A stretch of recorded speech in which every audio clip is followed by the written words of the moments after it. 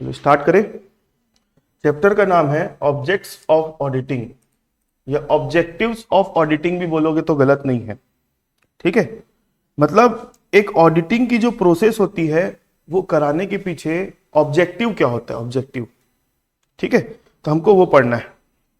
Normally auditing क्यों कराई जाती है, ऑडिटिंग का मतलब क्या होता है, अपन ने वो पहले चैप्टर में पढ़ा है। ऑडिटिंग का मतलब क्या होता है, बुक्स ऑफ अकाउंट जो बनाते हैं उसका एग्जामिनेशन, ताकि वो ट्रू और फेयर व्यू दे रहा है कि नहीं दे रहा है। ऑडिटिंग कौन करता है, ऑडिटर करता है। ऑडिटिंग के एडवांटेजेस, इंपॉर्टेंस, नीड, ये सब अपन ने पिछले चैप्टर में किया हुआ है। अब अपन आज स्टार्ट करने वाले हैं ऑब्जेक्ट्स ऑफ ऑडिटिंग।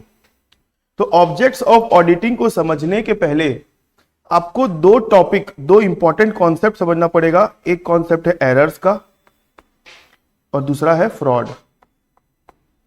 ये दो चीजें समझनी पड़ेगी पहले आपको, मतलब ये उससे रिलेटेड। आपको पहले ऑब्जेक्ट्स ऑफ ऑडिटिंग को समझने के लिए पहले आपको ये समझना पड़ेगा कि एरर्स और फ्रॉड क्या होते हैं, तब आप ऑब्जेक्ट्स ऑफ ऑडिटिंग को अच्छे से समझ पाओगे।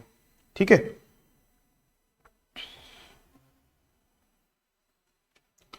देखो, the main objective of auditing is to detect and prevent fraud and error. The main objectives of audit is to detect and prevent errors and fraud. Therefore, it is better to study the different kinds of error, fraud and embezzlement. जो objective होता है ना audit का, वो main objective क्या होता है कि डिटेक्ट करना और प्रिवेंट करना एरर और फ्रॉड को। और अगर आपको एरर और फ्रॉड के बारे में मालूम ही नहीं है तो आप उसको डिटेक्ट और प्रिवेंट कैसे करोगे। सारी बात समझ में। तो यहाँ पे ऑब्जेक्टिव ऑफ ऑडिटिंग को समझने के पहले आपको एरर और फ्रॉड के कॉन्सेप्ट को समझना पड़ेगा।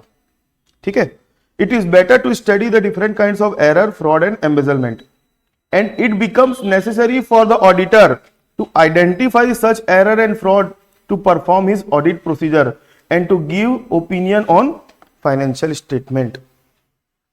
तो सबसे पहले देखो ये जो चैप्टर है किस तरीके से डिवाइडेड है। तो इस चैप्टर में सबसे पहले अपन किसका कॉन्सेप्ट देखेंगे, एरर्स का। एरर क्या होता है, एरर के क्लासिफिकेशन देखेंगे। ठीक है, उसके बाद अपन देखेंगे duties of auditor regarding error.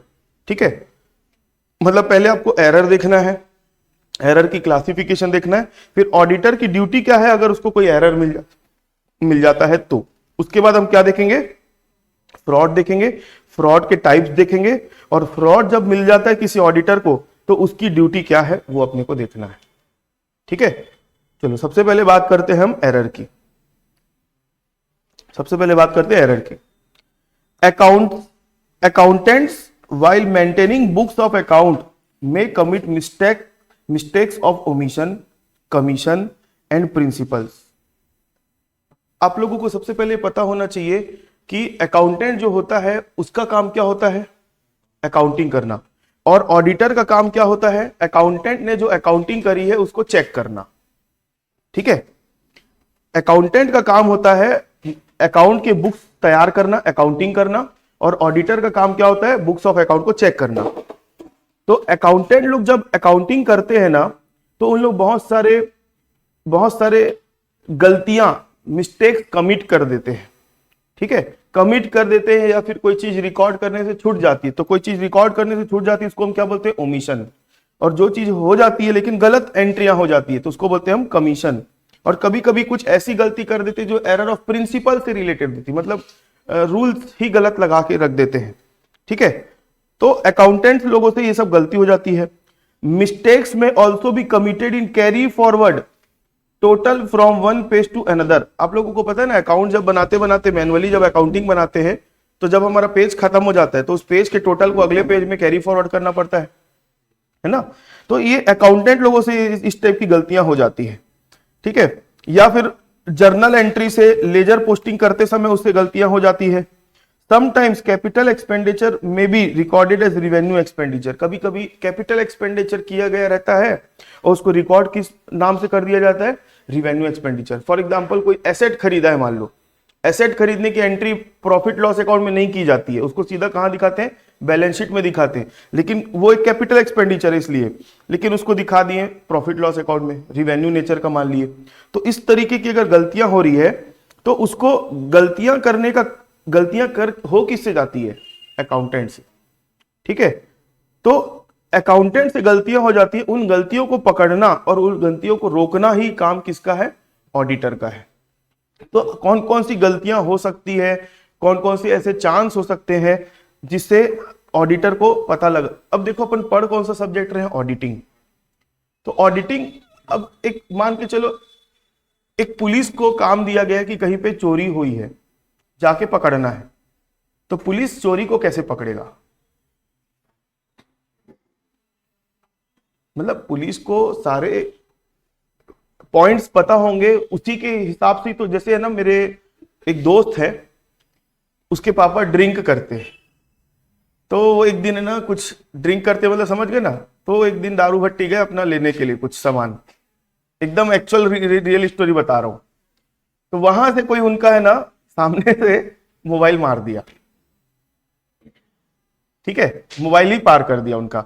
अब वो घर आए, घर आने के बाद बताए हम लोगों को, मतलब जो भी है कि इस तरीके से मोबाइल चोरी हो गया है करके। तो हम लोग है ना दूसरे दिन वहां गए पुलिस थाना रिपोर्ट लिखाने के लिए।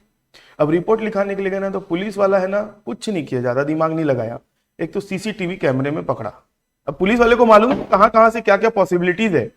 तो पुलिस थाना वाला, पुलिस गया हमारे साथ, हम लोग सब गए थे। अंदर में जाके देखे तो सीसीटीवी में देखे एक लड़का, समझ में आ गया ये लड़का है। तो अब वो लड़का तो पकड़ में नहीं आया, फिर वो कहाँ का एरिया का है वो हमने पता लगवा लिया। वो पुलिस वाले ने ही सब किया।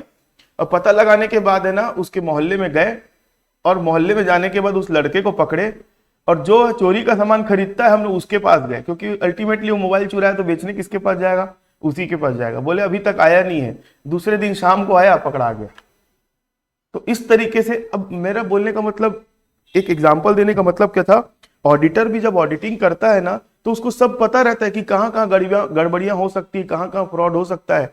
तो आप क्योंकि एक ऑडिटिंग सब्जेक्ट पढ़ रहे हो, तो आपको पहले से उन चीजों का नॉलेज होगा, तभी तो गलतियां पकड़ोगे, तभी तो फ्रॉड पकड़ोगे। आ रही ना बात समझ में? अगर वो चीज पता ही नहीं रहेगी तो कैसे पकड़ोगे? तो इसलिए objective of auditing, main objective of auditing क्या है? मेन ऑब्जेक्टिव ऑफ ऑडिटिंग क्या है? To detect and prevent errors and fraud. अब आपको एरर और फ्रॉड के बारे में ही नहीं पता होगा तो आप डिटेक्ट और प्रिवेंट कैसे करोगे? सीधी सी बात है। तो इसलिए हमको इस चैप्टर में सबसे पहले किसको पढ़ने की जरूरत है? एरर्स। क्या होते हैं एरर्स? अब एरर्स कमिट कौन करता है? अकाउंटेंट या मैनेजमेंट बोल सकते हैं, जो अकाउंटिंग करता है। ऑडिटर का काम बुक्स ऑफ अकाउंट तैयार करना नहीं होता है, चेक करना होता है बना हुआ जो भी रहता है उसको। ठीक है, तो बुक्स ऑफ अकाउंट बना के देता है अकाउंटेंट, उसको चेक करता है ऑडिटर। तो ऑडिटर चेक करते तो भाई उसको एरर्स की जानकारी होगी, तभी तो गलतियां पकड़ेगा। तो ये है क्लासिफिकेशन ऑफ एरर। आप लोगों ने क्लास 11th में या फिर बीकॉम फर्स्ट ईयर में चैप्टर पढ़ा होगा रेक्टिफिकेशन ऑफ एरर, उसमें भी आप लोगों ने एरर के बारे में पढ़ा होगा। वही एरर यहां पर भी देखने को मिलेंगे, लेकिन यहां पे ऑडिट के पॉइंट ऑफ व्यू से आपको समझाया जाएगा। देखो, classification of errors. Classification of errors, पहला होता है errors of omission, errors of omission. दूसरा होता है एरर्स ऑफ कमीशन। तीसरा होता है एरर्स ऑफ प्रिंसिपल। चौथा होता है कॉम्पेंसेटिंग एरर। एरर्स को 4 कैटेगरी में क्लासिफाई करके रखा है, 4 कैटेगरी में। पहला होता है एरर ऑफ ओमिशन, दूसरा होता है एरर ऑफ कमीशन, उसके बाद होता है एरर ऑफ प्रिंसिपल, और लास्ट होता है कॉम्पेंसेटिंग एरर। देखो सिंपल सा एक ओवरव्यू दे रहा हूं कि क्या होती है। एरर ऑफ ओमिशन का मतलब होता है ओमिट। ओमिशन बना है ओमिट वर्ड से, ओमिट मतलब छूट जाना। अकाउंटिंग करते समय किसी ट्रांजैक्शन की एंट्री छूट गई, रिकॉर्ड नहीं हुई, तो उसको हम, वो भी तो एक गलती है ना, तो उसको हम एरर ऑफ ओमिशन बोलेंगे। अकाउंटिंग करते समय एक एंट्री छूट जाना, उसको हम बोलेंगे एरर ऑफ ओमिशन। अब एरर ऑफ ओमिशन 2 कैटेगरी में डिवाइडेड है, एरर ऑफ पार्शियल ओमिशन और error of complete omission. Partial omission मतलब आप लोगों को पता है ना, जैसे for example purchase goods from Sohan, क्या एंट्री करोगे? परचेज गुड्स फ्रॉम सोहन क्या एंट्री करोगे? चलो जर्नल एंट्री आप भूल गए होंगे, purchase account debit to Sohan, ये एंट्री होगी।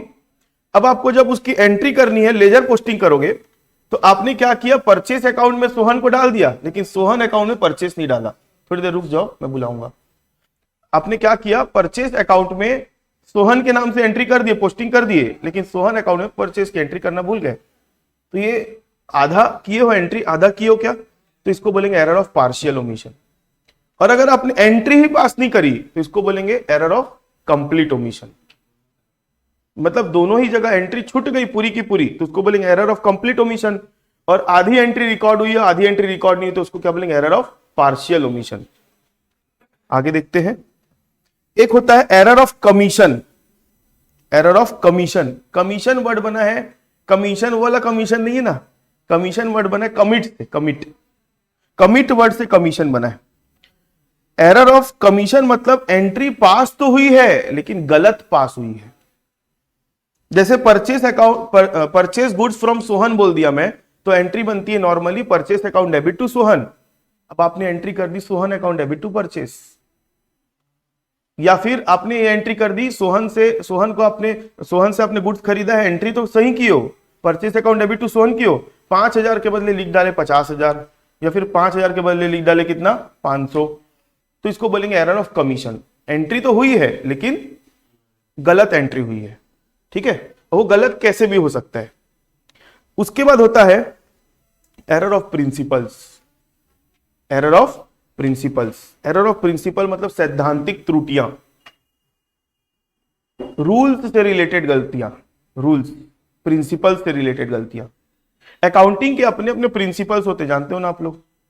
जैसे फॉर एग्जांपल कोई एसेट अगर खरीदे हैं तो एसेट को रिकॉर्ड कहां किया जाता है, बैलेंस शीट में कैपिटलाइज किया जाता है। कोई आपका खर्चा अगर कर रहे हो सैलरी वैलरी का तो उसको रिवेन्यू ना मानते हैं, तो कहां लेते हैं उसको, प्रॉफिट लॉस में लेते हैं, ठीक है। कोई बिल्डिंग बनवा रहे हो, कंस्ट्रक्शन करा रहे हो, तो कंस्ट्रक्शन के समय जो वेजेस दिए हो तो वो आपका बिल्डिंग के अकाउंट में जाएगा, मतलब उसको भी बिल्डिंग की वैल्यू में जोड़ेंगे, मतलब कैपिटलाइज करेंगे। तो ये जो रूल्स बताते हैं अकाउंटिंग के, आपने वो रूल को फॉलो ना करके कुछ अकाउंटिंग कर दिए। बिल्डिंग बनवा रहे थे, बिल्डिंग बनाते समय जो वेजेस का पेमेंट किया उसको आप दिखा दिए कि नॉर्मल जनरल वेजेस दिए हो आप, उसको रिवेन्यू एक्सपेंडिचर दिखा दिए, तो गलतियां है कि नहीं। तो इस तरीके की गलतियां होती है तो उसको अपन क्या बोलेंगे, एरर ऑफ प्रिंसिपल। थोड़ी देर रुक जाओ ना, बुलाऊंगा मैं आप लोगों को। एरर ऑफ प्रिंसिपल्स, मेरे को मालूम नहीं है, अच्छा बैठो बैठो। Error of principles. उसके बाद कॉम्पेंसेटिंग एरर्स। उसके बाद कौन सा एरर होगा, कॉम्पेंसेटिंग एरर्स। कॉम्पेंसेटिंग एरर मतलब एक गलती दूसरी गलती को काट दी। कॉम्पेंसेट मतलब एक गलती का जो इफेक्ट पड़ रहा है उस इफेक्ट को दूसरी गलती काट दी। जैसे फॉर एग्जांपल आपने परचेज किया गुड्स सोहन से 5,000 रुपए का, ध्यान से सुनो। कॉम्पेंसेटिंग एरर क्या होता है, आपने मान लो परचेज किया गुड्स सोहन से, तो 5,000 रुपए का गुड्स खरीदा, आपने गलती से रिकॉर्ड कर दिया 500 रुपया, और वहीं साइड बाय साइड आपने मोहन से गुड्स खरीदा था 5,000 का, सॉरी 500 का, आपने मोहन के नाम से गुड्स लिख दिया कितना 5,000 का। तो एक गलती हुई और दूसरी गलती हुई, डबल गलती एक दूसरे के इफेक्ट को क्या कर दी, नलीफाई कर दी। तो इस तरीके का अगर कोई गलतियां होती तो अपन उसको बोलते हैं कॉम्पेंसेटिंग एरर्स। तो ऑडिटर को, अब ऑडिटर की जवाबदारी क्या है यहां पे, देखो ऑडिटर का मेन ऑब्जेक्टिव होता है फ्रॉड और एरर को डिटेक्ट करना और प्रिवेंट करना। डिटेक्ट मतलब अगर जो चीज हो गई है तो उसको खोजो, और फ्यूचर में वो रिपीट ना हो तो उसको प्रिवेंट करने के लिए कुछ कुछ प्रिकॉशंस जो भी होते हैं वो लो। तो मेरा बोलने का मतलब है ऑडिटर का अल्टीमेटली ऑब्जेक्टिव क्या होता है, ultimately objective financial statement checking करके रिपोर्ट देना कि फाइनेंशियल स्टेटमेंट जो है free from material miss statement, किसी भी प्रकार की गलतियां नहीं है, और ये ट्रू एंड फेयर व्यू देता है। ये ऑडिटर का लास्ट काम है। ये सब करने के बाद अपनी रिपोर्ट देता है, रिपोर्ट में सारी चीजें लिखी रहती है। अब ऑडिटर जब चेकिंग करेगा, चेकिंग करते समय वो एरर्स और फ्रॉड को के बारे में नहीं जानेगा, उनको डिटेक्ट और प्रिवेंट नहीं करेगा, तो कैसे वो अपना ओपिनियन क्लीन दे सकता है कि बुक्स ऑफ अकाउंट फ्री है सारी गलतियों से। तो इसलिए ऑडिटर को क्या पता होना चाहिए, एरर्स, एरर्स की नॉलेज होनी चाहिए, ठीक है। अब एरर्स को पकड़ेंगे कैसे, अब यहां से मेन, अभी तो एरर का नॉलेज दिया मैं कि एरर कितने टाइप के होते हैं, 4। एक होता है error of omission, partial omission और कंप्लीट ओमिशन, दूसरा एरर ऑफ कमीशन, तीसरा होता है एरर ऑफ प्रिंसिपल, और लास्ट होता है कॉम्पेंसेटिंग एरर, ठीक है। उसके बाद बात आती है अब ऑडिटर की जवाबदारी चालू। ऑडिटर जब ऑडिटिंग करेगा तो गलतियां पकड़ेगा कैसे? बुक्स ऑफ अकाउंट चेक कर रहा है तो पकड़ेगा कैसे? देखो, जब हम लोग आर्टिकलशिप में थे तो हम लोग के सर हम लोग से ऑडिटिंग कराते थे ना, तो ऑडिटिंग का सबसे पहला स्टेप होता है वाउचिंग। सबसे पहला स्टेप क्या होता है? वाउचिंग। वाउचिंग मतलब होता है भाई जो भी ट्रांजेक्शन और हर चीज से रिलेटेड डॉक्यूमेंट इकट्ठा होते हैं उन डॉक्यूमेंट को बोलते हैं वाउचर्स। उन डॉक्यूमेंट को क्या बोलते हैं? वाउचर। जैसे आपने परचेज किया तो परचेज के पूरे बिल्स होंगे, आपने सेल किया तो आपने पूरी बिल बुक काट के रखे होंगे, बैंक से जो लेन देन होता है तो बैंक का स्टेटमेंट आपको मिल जाएगा, बिजली बिल पटा रहे हो तो बिजली बिल की पूरी वो बिजली बिल मिल जाएगा, टेलीफोन का बिल है तो टेलीफोन का बिल मिल जाएगा, स्टाफ लोग को सैलरी दे रहे हो तो स्टाफ की पूरी रजिस्टर मिल जाएगी। मतलब जितना भी प्रकार का लेन देन किया जाता है हर लेन देन से रिलेटेड आपके पास क्या अवेलेबल रहता है। मतलब एक बिजनेस वाले लोग क्या इकट्ठा करके रखते हैं? पूरे वाउचर्स इकट्ठा करके रखते हैं। अब जब ऑडिटर की बारी आती है ना तो ऑडिटर क्या करता है? अकाउंटेंट अपनी अकाउंटिंग करके रखता है, तो अकाउंटिंग के पूरे रिकॉर्ड या तो आपको मैनुअल मिलेगा या तो फिर कंप्यूटराइज्ड एंट्री किया हुआ रहेगा। तो जो ऑडिट क्लर्क होता है, ऑडिट स्टाफ होता है, वो क्या करेगा? एक वाउचर पकड़ेगा, हाँ ये 10 तारीख का है, 10 तारीख का परचेस किया हुआ है, अब वो खोलेगा एंट्री, चेक करेगा, हाँ 10 तारीख का है, 5,000 की अमाउंट है, ठीक है, किससे खरीदा, सब चीज पूरा चेक करेगा। वाउचर से एंट्री को चेक करता है। 7 तारीख को बिजली बिल पटी थी, हाँ बिजली बिल पटी, इतनी अमाउंट है, मिलाएगा, डेट वेट सब चेक करेगा। मेरा बोलने का मतलब है वाउचर से जो डॉक्यूमेंट है उनसे जो अकाउंटेंट ने एंट्रियां करके रखी हुई है उसको वापस से जो ऑडिट स्टाफ है एक एक करके चेक करता है, और चेक करने के बाद टिक लगाते जाता है, हाँ ये ओके है, यहाँ ये ओके है, यहाँ ये ओके, ऐसा करके। तो उस प्रोसेस को बोलते हैं वाउचिंग। ठीक है, उस प्रोसेस को क्या बोलते हैं? वाउचिंग। अब ऑडिटर ये वाउचिंग करने से कौन सा गलतियां पकड़ में आ जाएगा? वाउचिंग करेंगे तो कौन सी गलतियां पकड़ में आ जाएगी? एरर ऑफ ओमिशन पता हो सकता है, कोई वाउचर दिख रहा है एंट्री नहीं दिख रही है तो एरर ऑफ ओमिशन पकड़ में आ जाएगा। हो सकता है कि वाउचर देखे तो आपको एरर ऑफ क्या मिल जाएगा? कमीशन मिल जाएगा। भाई परचेस किया है आपने, सेल में रिकॉर्ड करके रखा है ना।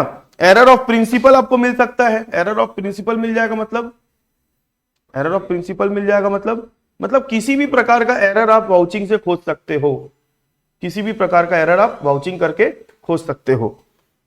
चलो, तो detection of errors, the detection of error is not the principal objective of audit. गलत लाइन नहीं लिखी है, सही लाइन लिखी है। अभी ऊपर में क्या लिखा था? The main objective of audit is to detect and prevent error and fraud. खुद ही बोल रहा है कि उसका मेन ऑब्जेक्टिव ये है। अब खुद ही अपनी ही बात को वो क्या वो कॉन्ट्राडिक्ट कर रहा है। कॉन्ट्राडिक्ट मतलब अपनी बात काट रहा है। The detection of error is not the principal objective of audit. Audit का प्रिंसिपल ऑब्जेक्टिव नहीं है डिटेक्शन ऑफ एरर। इसका कारण मैं बताऊंगा आपको। However, in the course of audit, some errors get detected and some errors may not get detected. This is an advantage derived from audit. For this purpose, errors can be divided into two categories. देखो क्या होता है, आप लोगों को दो चीजों के बीच में डिफरेंस पता होना चाहिए। एक होता है ऑडिटर और दूसरा होता है इन्वेस्टिगेटर। एक होता है ऑडिटर और दूसरा होता है इन्वेस्टिगेटर। ऑडिटर जब ऑडिट करने जाता है ना तो ये कभी सोच के नहीं जाता कि यहां कुछ गड़बड़ी है। ऑडिटर कभी भी ये सोच के ऑडिटिंग नहीं करता है कि इस फर्म में कुछ गड़बड़ी है, बस वो नॉर्मल जाता है।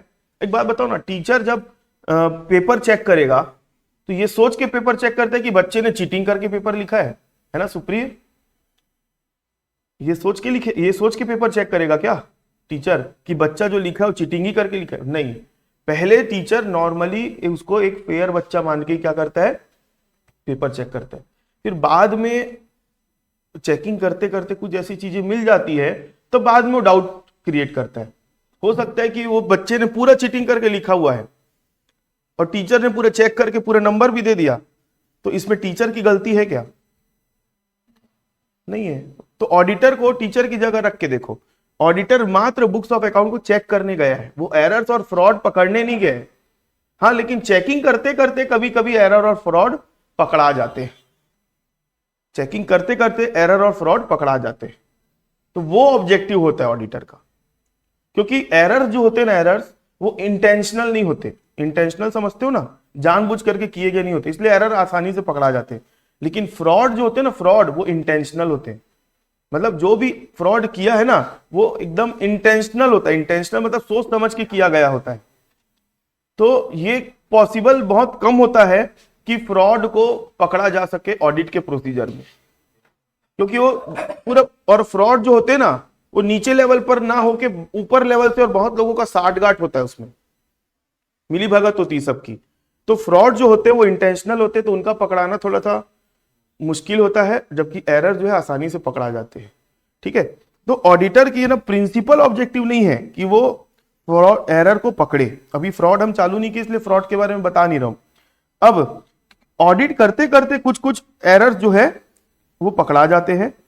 तो ये ऑडिटिंग का एक मेन एडवांटेज है। ऑडिट करते करते कुछ एरर्स क्या आ जाते हैं, पकड़ में आ जाते हैं। ये ऑडिटिंग का एक एडवांटेज है। अब एरर्स को ऑडिटर पकड़ेगा कैसे? आप लोगों को पता है अकाउंटिंग की सबसे पहली प्रोसेस क्या होती है? अकाउंटिंग की सबसे पहली प्रोसेस क्या होती है? सबसे पहले जर्नल एंट्री करते हैं। सबसे पहले क्या करते हैं? जर्नल एंट्री, मतलब डे टू डे ट्रांजेक्शन्स जो हो रहा है उसको रिकॉर्ड करते हैं। जर्नल एंट्री करने के बाद हम क्या करते हैं? उसकी लेजर पोस्टिंग करते हैं। लेजर पोस्टिंग करने के बाद अगला काम क्या होता है? ट्रायल बैलेंस बनाना। ट्रायल बैलेंस क्यों बनाया जाता है? ट्रायल में क्या होता है, देखो आप पूरा अकाउंटिंग करते जाओ करते जाओ करते जाओ, आखिरी तक बैलेंस शीट फाइनल अकाउंट सब बना लो। आखिरी में पता चलेगा कि हमारे से ये सब गलती हो गई, फिर आपको पता नहीं चल पाएगा कि कौन से स्टेज में गलती हुई थी। इसलिए क्रॉस चेक करने के लिए, जैसा कि आपने बोला, बीच में है ना ट्रायल बैलेंस बनाया जाता है, ताकि वो स्टार्टिंग की 2 स्टेज में ही कुछ गलतियां अगर की हुई है वो पता चल जाए। क्योंकि फिर आगे बढ़ जाओगे ना तो फिर वहां से पीछे आना बहुत दिक्कत वाला काम होता है। तो ट्रायल बैलेंस बनाने से क्या होता है, अगर दोनों साइड का टोटल अगर टैली हो गया तो मतलब ये माना जाता है कि बहुत सारे आपकी जो एंट्रियां हुई है वो तो सही हुई है। लेकिन कुछ एरर ऐसे भी होते हैं जो ट्रायल बैलेंस में टोटल तो आ जाते हैं लेकिन उसके बाद भी गलतियां निकलती। जैसे ट्रायल बैलेंस बनाओगे ना तो कभी कभी दोनों साइड का टोटल मैच नहीं होता। तो दोनों साइड का टोटल मैच नहीं हो रहा है मतलब पक्का वहां पे कोई ना कोई गलतियां हुई है, कोई ना कोई एंट्री छूटी हुई है। तो ये पता चल जाता है, तो हम वहीं पे चेक करके उसको सुधार देते हैं। हरी बात समझ में। लेकिन कभी कभी ऐसे भी कुछ एरर होते हैं जो ट्रायल बैलेंस का टोटल सही हो जाता है, टोटल बराबर आ जाता है, लेकिन वो एरर रहते हैं बुक्स ऑफ अकाउंट में। तो एरर को देखो यहां पर है ना, क्या लिखा है, पढ़ो पहले नंबर पे, those error which cause disagreement of trial balance. Disagreement मतलब ऐसे कुछ एरर्स है जिसके कारण ट्रायल बैलेंस का टोटल जो है बराबर नहीं आता, डिसएग्रीमेंट रहता है। और कुछ कुछ एरर ऐसे होते हैं which does not cause any disagreement in trial balance. तो कौन कौन से ऐसे एरर्स हैं जिसके कारण ट्रायल बैलेंस में आपको डिसएग्रीमेंट देखने को मिलेगा? पहला है, पढ़ते हैं पहले, those error which cause disagreement of trial balance.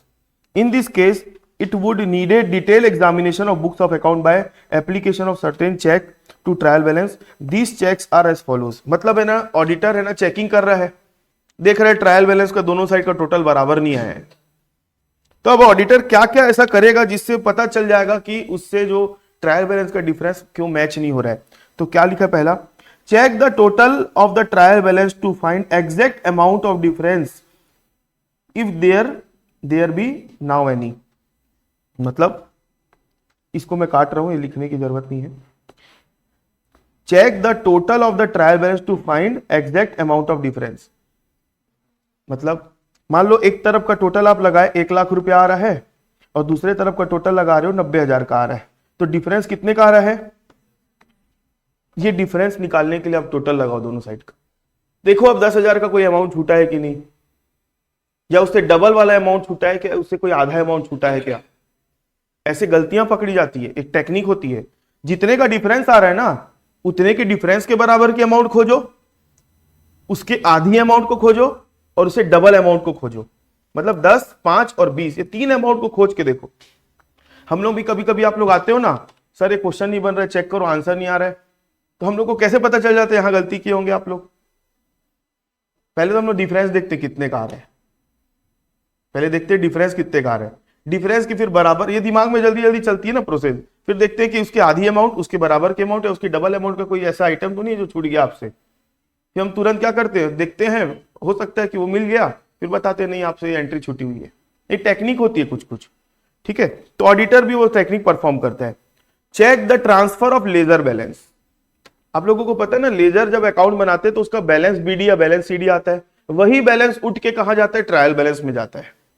तो चेक करो भाई, वहां पे जो बैलेंस दिख रहा था वही वाला बैलेंस आपका ट्रायल बैलेंस में ट्रांसफर हुआ है कि नहीं। ऐसा तो नहीं वहां 50 लिखा था, आप यहां पर 55 डाल के बैठ गए हो सकता है उसके कारण भी गलतियां हो। उसके आगे, see whether the figure of sundry debtor and sundry creditor are shown in the trial balance are agreement with the total list of sundry debtor and sundry creditor। Trial balance में मालूम है ना, सन्ड्री डेटर और sundry creditor लिखा रहता है, तो sundry debtor और सन्ड्री डेटर का डबल रिकॉर्ड मेंटेन होता है। एक तो बुक्स ऑफ अकाउंट में एंट्री कर करके परचेज सेल से बनता है वो, और दूसरा रिकॉर्ड एक रजिस्टर बनाया जाता है सन्ड्री डेटर और सन्ड्री क्रेडिटर का, कितना लेना है लोगों से और कितना देना है। चेक करो, जो ट्रायल बैलेंस में दिख रहा है सन्ड्री डेटर और क्रेडिटर के अमाउंट, वही अमाउंट आपके डेटर और क्रेडिटर के लिस्ट या रजिस्टर में तो मैच हो रही है कि नहीं हो रही है, ये भी चेक कर लो। उसके बाद compare the current trial balance with previous year trial balance. Current year के ट्रायल बैलेंस को पिछले साल के ट्रायल बैलेंस से भी कंपेयर करके देखो। ये सब बता रहा हूं, ये अल्टीमेटली है क्या, ये अल्टीमेटली है क्या। आप एक ऑडिटर हो, अपने आप को ऑडिटर की जगह में रखो, आपको पता चल गया कि ट्रायल बैलेंस का टोटल दोनों साइड से टैली नहीं हो रहा है, बराबर नहीं आ रहा है, तो आप अब गलतियां खोजोगे कैसे। गलतियां खोजने का स्टेप्स बता रहे कि ये काम करके देखो आप लोग, हरी बात समझ में। तो पहला काम क्या करना है गलती खोजने के लिए, ट्रायल बैलेंस के दोनों साइड का टोटल लगा के देखना है कितना डिफरेंस आ रहा है वो देखो। दूसरा क्या देखोगे, लेजर अकाउंट से जो बैलेंस ट्रांसफर हुए उसको चेक करो। तीसरा क्या देखोगे, ट्रायल बैलेंस में जो डेटर और क्रेडिटर लिखे हुए उसको लिस्ट से मिलाओ। चौथा क्या करोगे, करेंट ईयर के ट्रायल बैलेंस को पिछले साल के ट्रायल बैलेंस से कंपेयर करके देखो।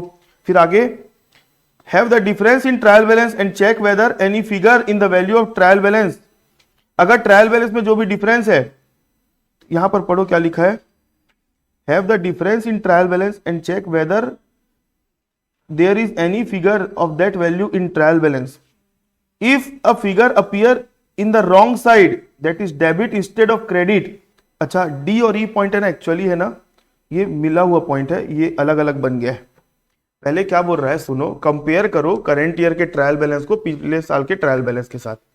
अब कंपेयर करके क्या करोगे, देखो कि भाई कोई अमाउंट ऐसी तो नहीं है जो पिछले साल क्रेडिट साइड में लिखी हुई थी और इस साल गलती से कहां लिखा गई है, डेबिट साइड में लिखा गई है। ये चेक करने बोल रहा है।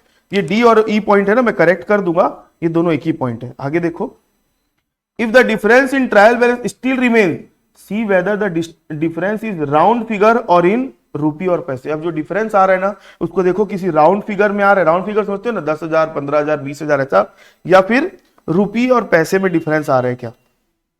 अब एक बहुत इंपॉर्टेंट टेक्निक, कभी भी ट्रायल बैलेंस में डिफरेंस आता है ना, तो जो डिफरेंस की अमाउंट है उसको 9 से डिवाइड करके देखो।